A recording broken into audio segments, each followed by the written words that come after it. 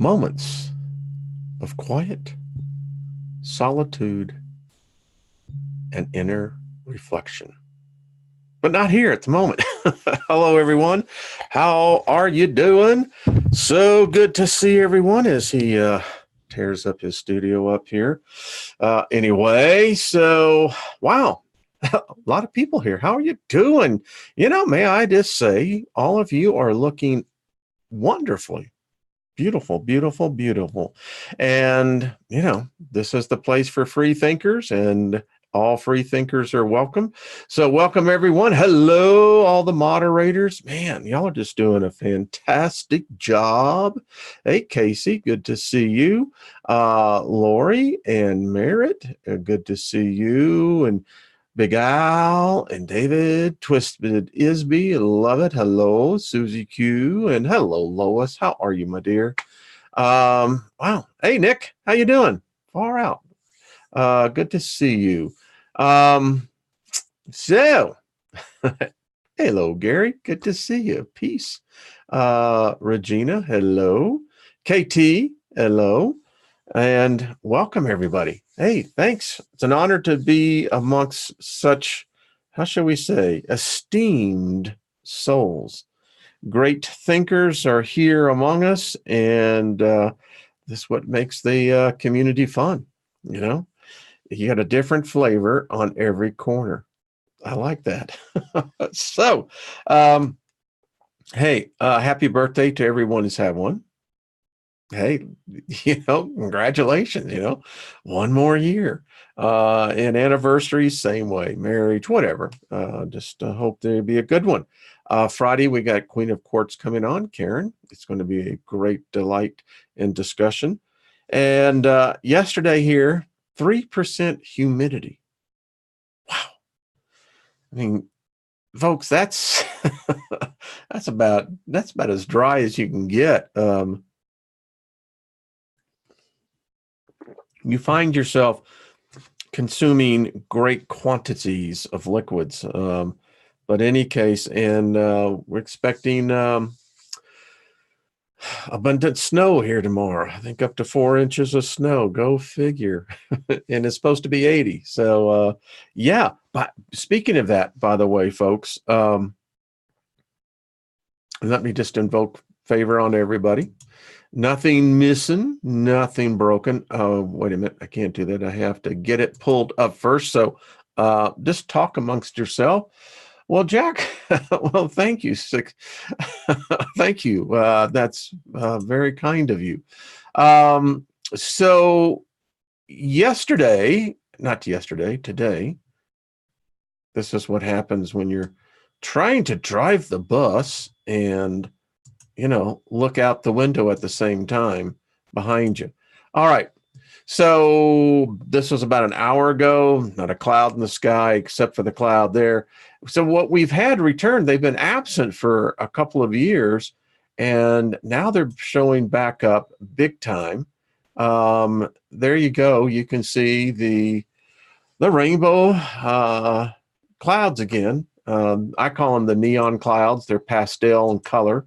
But yeah, I love the turquoises and the chartreuses.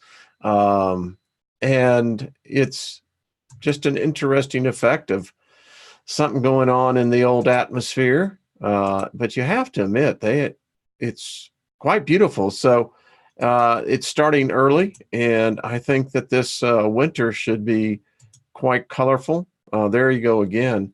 Now the sun is so bright, most people would not look up there, but those of us who've been at this a while, we know what to do and how to do it safely. But yeah, check out the colors. I mean, the turquoises. I mean, yeah, growing up as a kid, I spent a lot of time outside, and I never seen clouds like this ever. And they're trying to say, well, listen, this is nothing unusual. It's just, an effect, anomaly. Well, Yeah, well, if it's an anomaly, it's happening quite a bit. And here we go again. And here's what I'm talking about. That's just so cool when you look at how, there you go, really pulling up on that. And it's, if this is normal, okay, I guess normal is dependent on what you're looking at, but there you go. There's the effect. You can see the purples in there. You can get the red hues.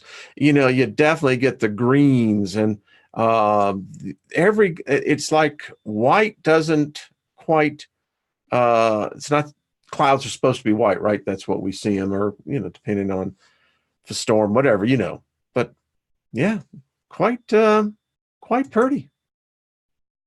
I wonder if John Lennon would have seen this in his day, because I can tell you we didn't. Well, that's about like Lucy in the Sky with Diamonds, isn't it? There's a good capture of it right there. That's what I was really, and you look at the edges of it, it's, yeah. So anyway, always be looking up, kiddos, because you never know what you're going to be seeing. It's up there. Strange things are happening. And, who knows? It could be, I don't know, maybe a magnetic anomaly. Who knows? But anyway, I love the colors. I think that they're pretty cool. So I hope you do too. So we are getting closer and closer to actually getting into, I think, our first public session of doing some scrying and, Black mirror gazing. And part of what we're doing now is learning how to protect ourselves. You learn how to listen. I think over in the spirit realm, unless someone proves me wrong on this, I think there's bullies over there. I don't think that we're in this segregated reality. I don't know. Memory fails me as to remembering exactly how that goes, but nevertheless. So I was reading, and I think Lynn had something going on. Anyway, this commercial comes on, and I said, "What?" And we have it where you can play backwards and forward on live television. And they were talking about, of all things, this mirror. Yeah. And it's go to mirror.co. You can check it out yourself. It's rather expensive. But I began to think, now wait a minute. This is what one could easily have imagined the art of mirror gazing, scrying, and actually have an individual. We could say this could be a living entity, light form, thought form, but it actually interacts with you. And talk about having the avatar. And the experience is just this, is to have this experience of this mirror, and this is what it looks like. You work out in front of it. You can actually take a selfie when getting yourself all buffed up there, baby, and get along with all the other narcissists. This is the society and the culture we live in. Listen, when selfies start killing people, we know our society has become narcissistic in its foundation. And this one is just strange. It goes to show you sometimes that, life imitates, and give me 1 second as I get out of there, magic. We call it technology today, but it's no different than magic. Now, you could say, well, ignorance is what magic is because you don't understand what's taking place. I guess that could be one argument. We have to consider all sides of this. I would counter this that no, it was probably magic that brought the technology out before the observer was aware. You know? And as we have studied, and we're going to study more, got a couple of really good books. Donald Tyson has one out on black mirrors. And, Donald Tyson was the one who brought forward the Liber Lilith. So and when I'm talking about it, why don't I just go ahead and show you? That's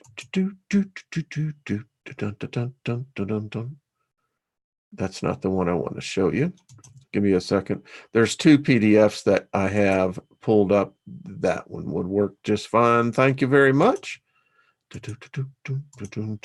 Y'all just talk amongst yourselves as I get this pulled up.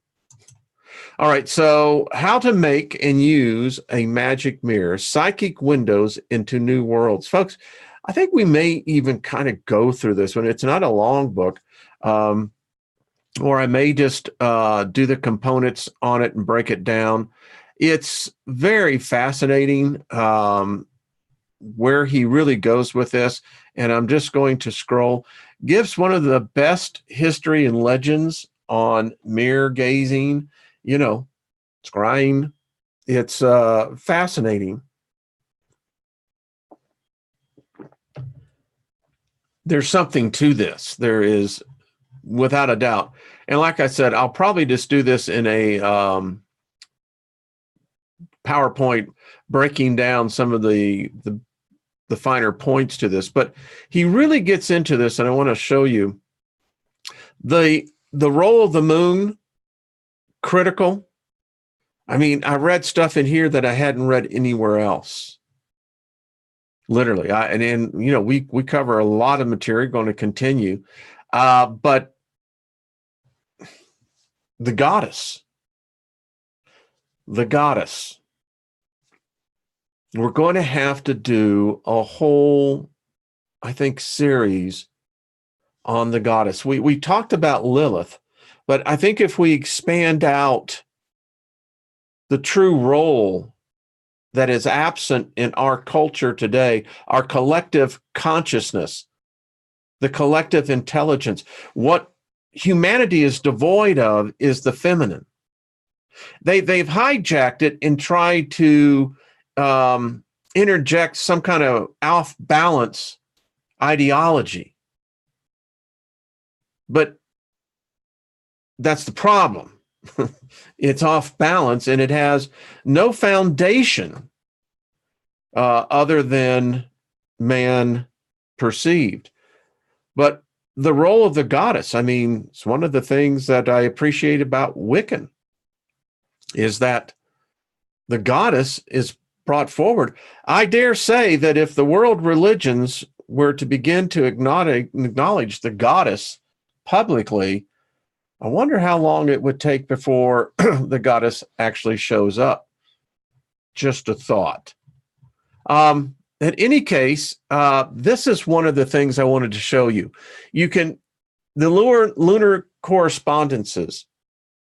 So as we're coming to the full moon, all of you who have your talisman, amulets, charms, you want to make, preparation to be able at full moon to keep them out there. And hopefully the moon is showing, but its effect still goes through even with the clouds. Recharge, giving recognition. Fluid condensers. This is a good one. We'll get more into this. Donald does a fabulous job in his work. This is actually step-by-step making of your own mirror. Now, he's an advocate that they become much more effective when you actually are making them. Makes sense. You're obviously, infusing the mirror with your energy. It becomes a part of you in the construction of it. You begin to really get very creative. And I think this is actually very cool. It might be a cool little experiment for us all to do ourselves. But in any case, he goes in, talks about charging, magnetizing the glass. Interesting concepts here. Going back, way back, baby. I'm talking way back. Crystal fluid condensers. I mean, these are things, full preparations. I think this is going to be one we really want to begin to understand. This is deep. He actually gives a whole, and by the way, I have this on PDF, the whole ritual framework and etc. I think it's going to be exceptionally interesting. The exercises, well, I think we've been waiting for such, I think kind of an instructions. We'll put it out there. And like I said, I'll condense this down into a PowerPoint and make reference to this. It's what I have suspected, a portal. It's one of the things that I think I'm drawn towards it, because instinctively I know that that's exactly what it is. And I think if it is such a portal, then we need to be aware of that. There are, in here, he uses the term familiars, spirits, those that have been here, not here. Anyways, you can see I'm going through here. So anyway, check it out. I'll definitely be making more reference to that. It's cool. And it's powerful. As much as I thought, as we begin to really get into this thing, you can see that whatever's behind this, it's taken over the world, man. I mean, it may have struggled for a millennia, I was meditating this morning and thinking about the other side, other dimensions, other planes of existence, and questioning, why is it that we only see so few ghosts, spirits? I mean, it's the popular thing right now. Everyone's a ghost hunter, and if there's that much activity, then you've got to ask yourself, well, then where's everybody else? It's the one question Carl Sagan kept asking. If all this life exists, where is everybody? Why is it just us? I mean, yeah, we all think that, there was life on Mars. Something happened, maybe not. I don't know. There was another planet, Tiamat, maybe so. I happen to think so.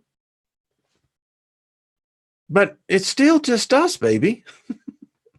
The way you slice it and dice it.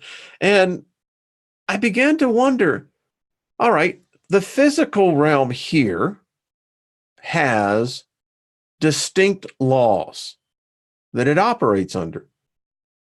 The law of gravity, here on Earth, we're very familiar with it.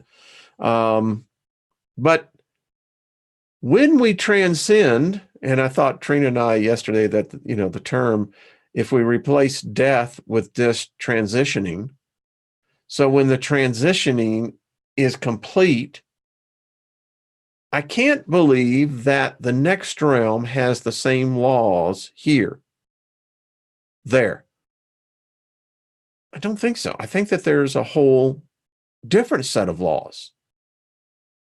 And I began to think about, well, if we use such devices as mirror gazing, Ouija boards, spirit boards, whatever, practicing magic, magic, the problem I have with most of the magic that is out there, the Golden Dawn and all the offshoots that come from that, and just the whole Kabbalah mind virus, it contaminated magic. And I have been dealing in my search, then how do we reverse that? If we say that there is the other side, it has an existence that, I don't know, I haven't read a book that says, dear reader, like Beetlejuice, the book for the recently deceased. No. So I'm left with this fact that, all right, magic does exist. There's the elements are. We don't need no archangel, any idea of man in his creations of his fantasies to create this whole thing we call the, in this case, the Hebraic mind virus. That, all these so-called archangels rule all this. I ain't buying that crap. I don't like their God, don't want nothing to do with their God, and their God has no legal claim over me. So that tells me that they usurped something and injected it with their own DNA, so to speak, and thus they contaminated. I've read the Golden Dawn, and quite frankly, I think most of it is rubbish. Just saying. When you become so ingrained into a denominational, institutional, religious precept, construct, it contaminates everything. It's like cooking. You can spend hours and hours in cooking for a certain dish. But if you do not have the right ingredients, or if you add too much of one ingredient or whatever, you've ruined the whole thing. And that's where I'm at. I think it's been ruined because, what if I don't want to acknowledge a Hebrew entity? Now, you've heard Jeffrey say, well, he said he's talked to other magicians and what have you. They say, well, just, put your own in there. Okay, well, then that, I think, in my mind, requires me to begin to create a whole set of names and assigning a value to it. I don't know if that's right either. When I have been out on the astral plane, I didn't see any of that. It was nothing like that. So anyway, I got off onto a tangent that I wasn't quite going to go, but it's a conundrum for me. I see it in the fact that, who's taken from who? Now, I believe that the feminine, that the divine is in fact the goddess. I think we live in an inverted world. God is not the one that should be receiving all the adoration, the adornment. It should be the goddess. And they have done a marvelous job of trying to remove her and replace her with, every culture has their different, the older ones, the true ones. I really do believe that the ones that they worship, the divine feminine. And it's certain it takes it in the opposite way. And I think that we should do a study on that. I have one PDF that I just started reading it, and it's an interesting narrative. This is called The Circle of Isis, the ancient Egyptian magic for modern witches. And I really like where she's going on this. It's written by Ellen Cannon Reed. Um, I've just gotten into the first introduction, but yeah, she she approaches it, I think, in a manner that, well, I think is an interesting path. Let me pull this up because since we're just here to learn as we go. So part one of her story starts with the gods and goddesses of Egypt. You know, there's two influences that you really see in modern day magic, occultism, paganism, Gnosticism, however you want to go with your isms, that the Hebrews, depending on your take of history, but they were so assimilated, if the story is true, there's no evidence for it, but if the evidence as it's been portrayed is true, they were, studies have been done on the human psyche, and it is shown that a captured people lose their identity within 2 generations. By the 5th generation, there's virtually nothing more but folklore. Now, if you follow the story, they weren't even Hebrews. They were whatever. They were sojourners, I guess, nomadics, nomadic in their nature. 400, nearly 500 years. You live in a culture for 500 years, that's going to become your culture. So just something to think about. Now, I thought it was really interesting. Just the first paragraph. Let's read this. She said, I was in despair. The reasons don't matter. It was New Year's Eve, and I sat alone in my apartment in tears.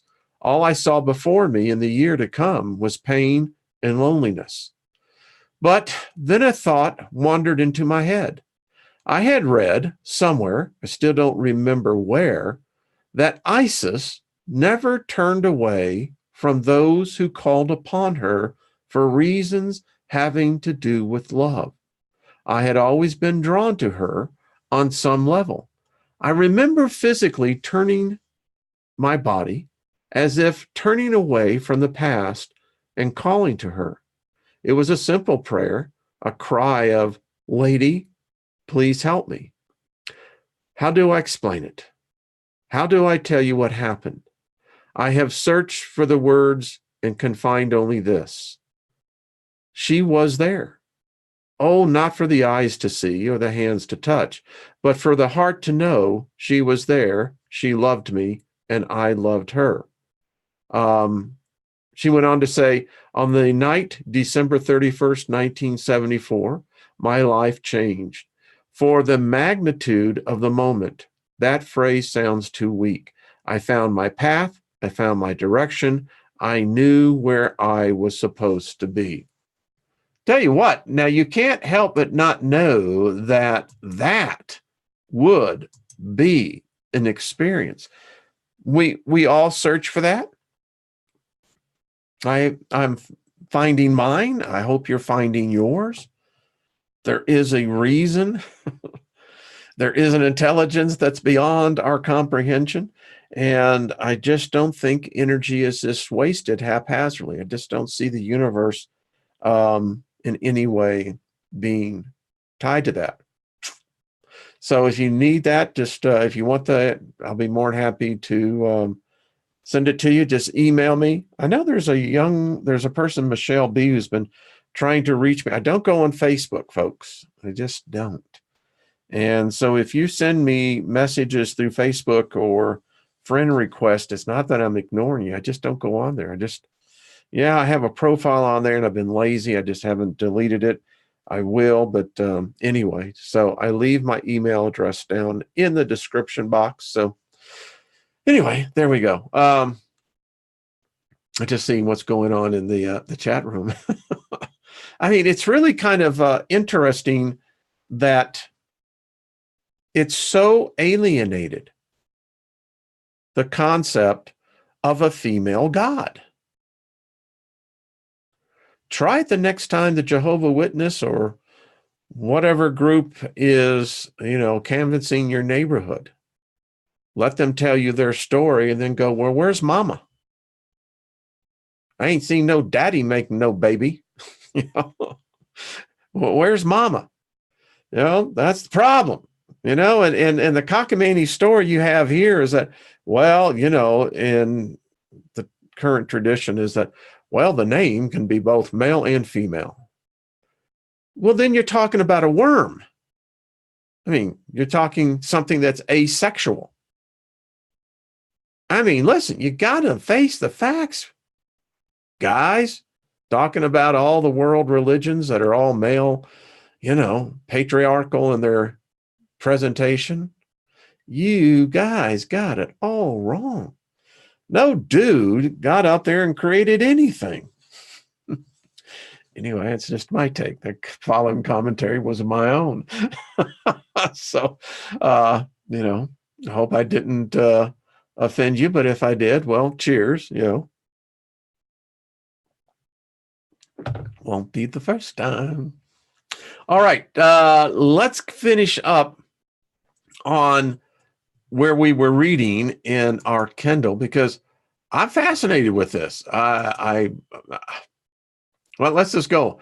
We had stopped kind of in the middle of the thought forms. All right. So we'll pick up on that. We know now that particularly thoughts that you give intense concentration to literally become living entities or thought forms. It goes on to say the thought forms are not dispersed, as well as some powerful thought forms that can go out of control. I wonder if that's where murder and acts of violence become to the point. You've heard many times people who've been interviewed, they just say that they had reached a point where they couldn't stop. Anyway, they wander about looking for energy sources and attach themselves to people like vampiric entities, or they can turn on their creators, as in the case of Alexandra David Nail, an English woman who became famous in the early 20th century for her bold explorations of Tibet. David Neal mastered the Tibetan technique for creating a thought form called a tulpa. She intended it to have the form of a lama who would be short and fat, of an innocent and jolly type. She spent several months performing the ritual, and at last a phantom monk appeared. It assumed a lifelike form and existed like a guest in David Neal's apartment. The tulpa tagged along with her as she went on tour. Then it began to change. She wrote, "The fat, chubby-cheeked fellow grew leaner. His face assumed a vaguely mocking, sly, magnificent,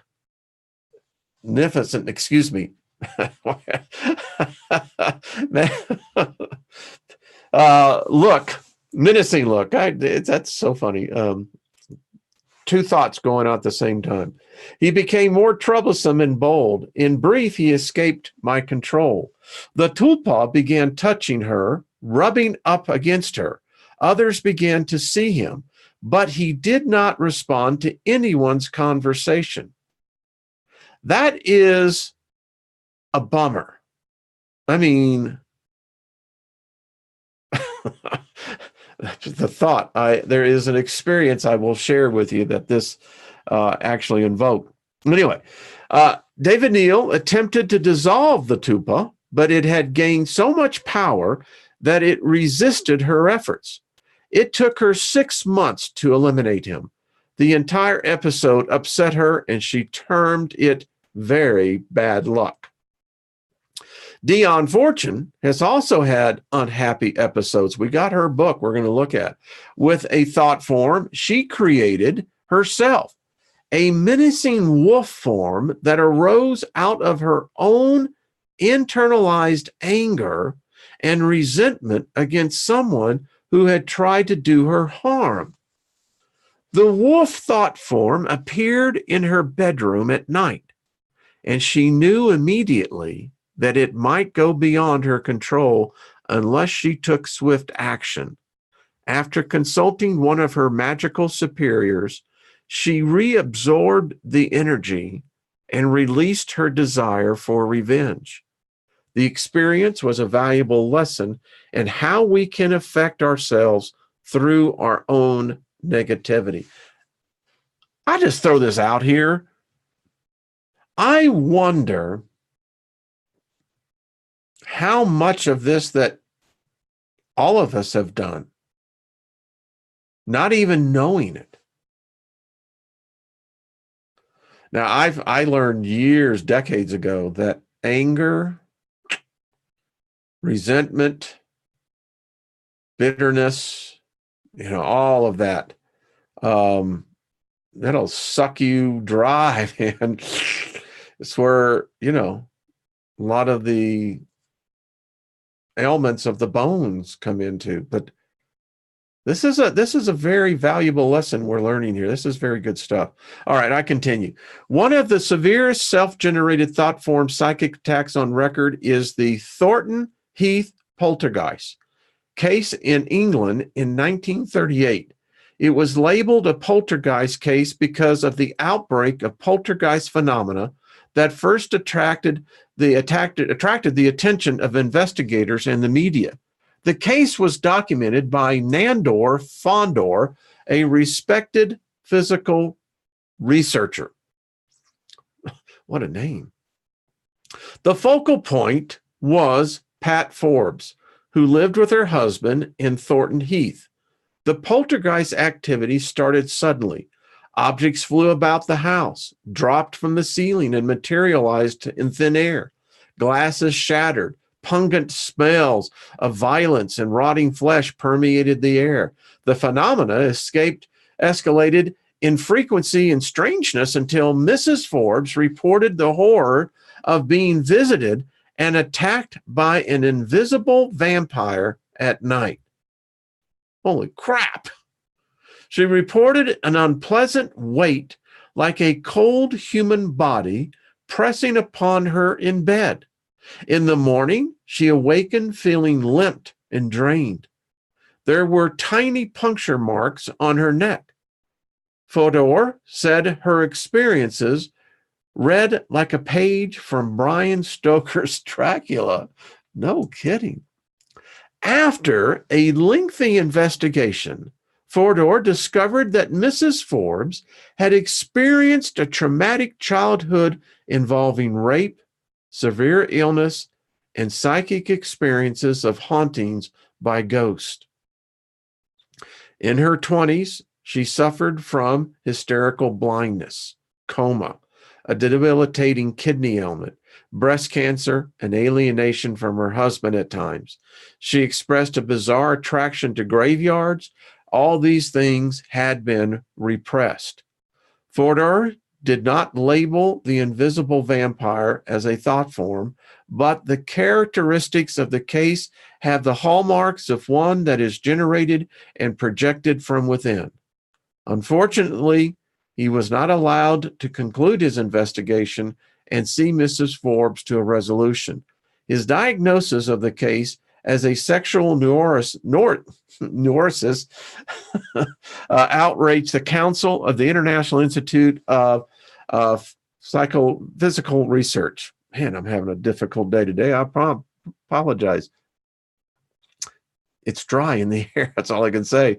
Under whose auspices he was working, and he dismissed from his post. Wow. As a research officer for the Institute. Hopefully Mrs. Forbes received a therapy she needed. Wow. I don't know. I mean, I've read cases of, particularly young girls, in stiletto type bleedings and things like that. That's weird.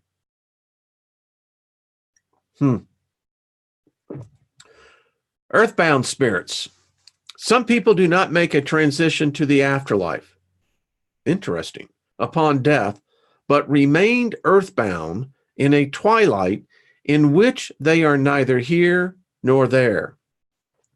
They become earthbound for a variety of reasons. They may not know they are dead. We've read that many times. Due to the sudden circumstances of their passing, they may fear going into the afterlife. Well, that would kind of say that then you have some sort of self-will. Okay. Or they have unfinished business on earth to which they have a strong emotional attachment. Earthbounds are more lost than hostile. They linger in places and appear to others as ghosts. They may or may not be able to communicate. Sometimes they are looking for help. Earthbounds are attracted to the auras and spiritual lights of the living and can attach themselves to auras, which has a draining effect. Wow. Hostile earthbounds may have grudges or revenge scores they are trying to settle, and some are capable of causing significant disturbances and energy drains. Some earthbounds eventually find their way to the afterlife, while others need help from individuals skilled in spirit releasement. Wow. I'm going to have to go back and meditate a little on that one, do some more research. That's very interesting. All right, the importance of your aura. Everyone is born with a natural barrier against negativity. This barrier is the aura, an envelope of energy that surrounds the body and protects the physical, mental, emotional, and spiritual well-being.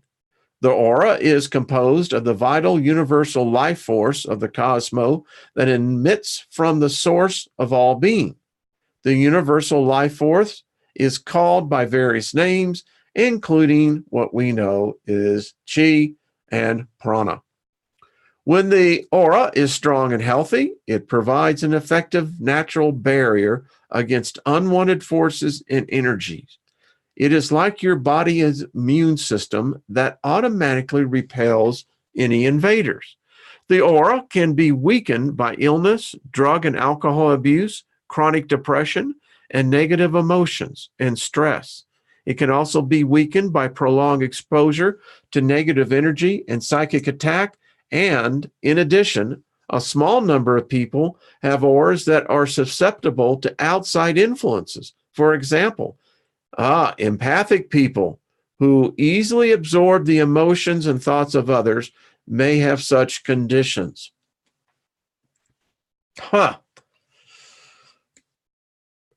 How many of you have ever experienced that? Raise your hand. Yeah. Auras are not invulnerable, and sometimes even strong auras can be affected by powerful and persistent psychic attack. There are many ways to keep the aura strong and healthy, and there are remedies that can be undertaken if the aura becomes vulnerable. Well, this is interesting. I bet you we've probably discussed some of this. The auras radiate from everything in nature: minerals, plants, animals, and humans. The aura is not visible to ordinary vision, but can be seen clairvoyantly. It often appears as a multicolored mist that fades into space with no definite boundary. It has sparks, rays, and streamers. We've all seen it. The emanations of vital energy from life forms has been known since ancient times, appearing in the writings and the art of Egypt, India, Greece, and Rome. In the 16th century, Proclus, one of the first Western scholars to expound upon the astral body, a part of the aura which he described as the fiery globe. In the 18th century, the clairvoyant Emanuel Swedenborg said in his spiritual diary that there is a spiritual sphere surrounding everyone, as well as a natural and corporeal one. Scientific study of the aura had began in the late 18th century. From Franz Anton Mesmer put forth the theory of animal magnetism, an electrodramatic force that can be transmitted from one person to another and be healing. This is what Dr. Berridge did with his magnetic hand presses, a transference of vital energy. In 1845, Baron Karl von Rauschenberg, a German chemist, announced in his discovery of the odic force energy. Rickenbacker's clairvoyant tested subjects sat in darkened rooms and saw flames like energy radiating from fingertips, animals, plants, magnets, and crystals. Wow, that's going to do a little research on that. All right. The subjects described seeing flames of red, orange, green, and violet, which alternately appeared and disappeared. A violet red, which disappeared in a smoke-like vapor, and intermingled sparks and stars among all colors. Shortly before World War I, Dr. Walter J. Kleiner, who was in charge of the electrotherapy at St. Thomas's Hospital in London, discovered that the human aura could be made visible if viewed through an apparatus containing a coal tar dye called diacon, which made ultraviolet light visible. Kleiner saw the aura as a faint haze that sometimes separated into 2 or 3 portions, and so he believed the aura had 3 parts: the etheric double, a transparent dark space, narrow and often obliterated by the second band, the inner aura, faintly constant in size and the densest portion, and 3, the outer aura, inconsistent in size, which often appeared blended into inner aura. In addition, he observed rays emanating from the bodies of healthy persons.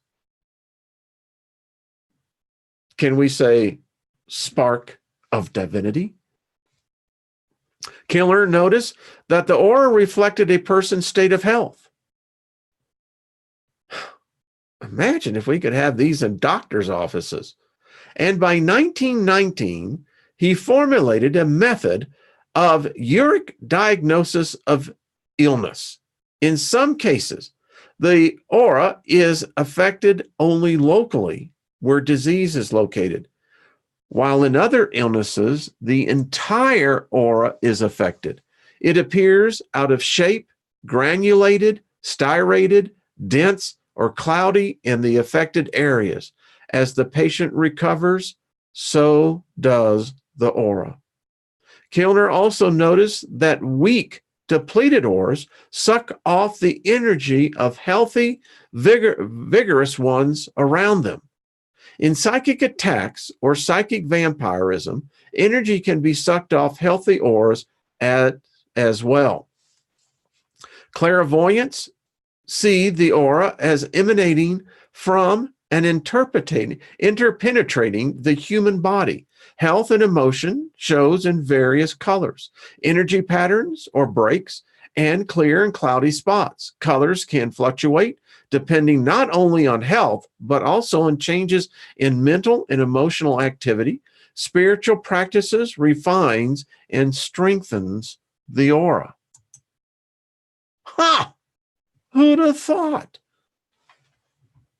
Well, we're getting a lesson here. A lot of this is interesting. I know some of you already know it, so let the rest of us catch up. The aura extends into the ether and has numerous layers, more than what Kleiner perceived. There are 7 primary bodies that are of importance in psychic protection. 1, the etheric body. This is the layer closest to the physical body. It both mirrors physical health and contains forewarnings of physical health issues. Illness and disease manifest first in the etheric body, sometimes months or years before the physical symptoms manifest. 2, the emotional body. This layer contains our emotions and emotional health. All our emotions register and lodge here. Prolonged negative emotions affect the vitality of this layer, which in turn can impact other aura layers. 3, the mental body. Our thoughts and intentions are carried here, as well as our ability to take creative energy from the cosmos and turn it into manifestation. The astral body. The astral cords connecting us to others are in this layer. Strong relationships strengthen this body. Broken, conflicted relationships contribute to vulnerability. 5, the etheric template. Also called the etheric double, this layer contains the blueprint of the body and who we are, our personality and self-expression. Recall that this was the aura body that Dion Fortune felt was damaged by her boss. Because of her self-expression and personal truth were stifled. 6, the celestial body. The celestial body is our interface with the spirit world and the divine, and is nourished by unconditional love. The Catheric template. This body holds the information about our past lives and soul purpose. Wow, now that is interesting. All right. When psychic attack occurs, it works its way through the layers of the aura at the points of greatest vulnerability. The perpetrator attempts to make a link to the aura, usually in one or more of the 4 layers closest to the physical body, which then becomes a conduit for transmitting negative energy and for sucking off and depleting the vital force of the victim. Links can be established in a variety of ways. Sometimes it is through the eyes, as described in the chapter of Malevolent Stares. Sometimes it is through the victim's own vulnerabilities created by poor physical, emotional, or mental health, or alcohol and drug abuse. Note, poor health alone is not an open door to psychic attack, but may in certain cases be an important factor. Links can be formed through engagements in spirit activity, such as sorcery or summoning low-level spirits. Links can also be formed through sexual activity. Well, that one only makes sense. I mean, if you don't think that there's an exchange of connecting energy in that type of arena, you need to reread the book. Some paranormal investigators may acquire negative spirit attachments to their auroras from cases and places they investigate. Investigations alone will not result in attachment. Most investigators never have an issue. However, some who engage in questionable practices, such as extreme provocation, and I have seen that, and I'm going, really? Really? Come on, hit me. Show me what you got. Issues an open invitation to trouble. Other investigators may not realize they are at risk for reasons unique to their own circumstances. The first part of the aura to be impacted is spiritual health. The victim may start to feel disconnected spiritually, or doubt religious views, or become vulnerable to or attracted to low spirit activity. He or she may feel alienated from others. Attachments are then made in the astral body. The next level is penetration of the mental body. The victims may feel foreign or intrusive thoughts, or thoughts that are not my own. They may even be impressions of an outside voice impressing itself on one's own voice or inner thoughts. These intrusions may reinforce the worthiness of the victim or urge the victim to take harmful or violent action towards others. And folks, I hope that is never the case here. When the emotional body is hit, feelings of worthlessness and hopelessness escalate. The victim may fall into deep depression. Emotional and mental influences are often called oppression, one of the stages of possession. You know, there's 3 different stages, right? You can be, oppressed, possessed. Yeah. When the etheric body is affected, the victim is in danger of full physical possession. Physical health deteriorates. The victim may be influenced to eat and do things that endanger them bodily. Depending on the circumstances, progression through the aura may occur over time and may happen all at once. Well, I don't know about you, but I learned some stuff today that I had not been aware of. That's why we read. Yeah. It's called The Journey. The reason for it. I don't have all the answers, but I love sharing the knowledge. We're all here, I was outside, just doing some, stargazing, just meditating to the spirit realm. And, I laughed at myself because we're all such novices. And then the impression of the thought came in, I heard this. What makes you think you're a novice? I don't know. Do increased cases of deja vu mean anything? I don't know. By the way, yesterday with Trina, which isn't she wonderful? That gal has got it. But, the experience I had right there live, was, I knew I had lived it or seen it.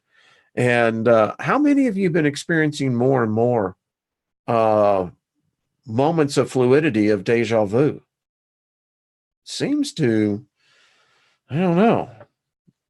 Could be just me, but I think that it's interesting to say the least. Who knows? All right, folks.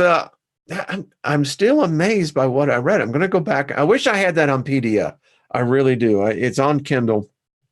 And because that is some very interesting information, that to realize that the area has been studied in science.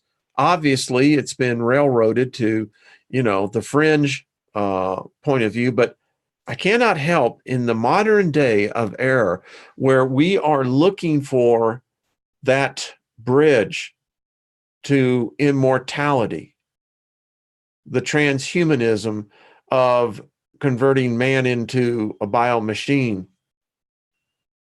I wonder how that research would go in Aurora. This is interesting. Does AI have an aura? I say yes. I say the blue light. What say you? I think that may qualify for that. Everything does it. I'd love to get into the experiment, and I'm going to research that out this afternoon. See how Kilner actually did that. The experiment of the darkened room. I've been on movie sets where we've had the sound stage was completely dark. Completely dark. And there is an amazing effect, as many of you have ever done this, that we see. We really do. It's almost like we have a second set of eyes that only become activated in certain situations. But maybe that's in fact what we're seeing with the auras of other people. This has been fun. This has been a lot of fun. Thank you all for participating. This is just, we're adding all of this to this. Yeah, this quite amazed on some of this stuff. I'm going to check it out, folks. It's got me thinking. All right, folks. Thank you. See you guys tomorrow. And ladies, always when they make the reference, they go, well, you guys are the best. Well, wait a minute. Gals are not guys, all right? So let's just make sure we always say the guys and the gals. There we go. All right, folks. I hope everything is good, and we will see y'all tomorrow. All right. Bye-bye.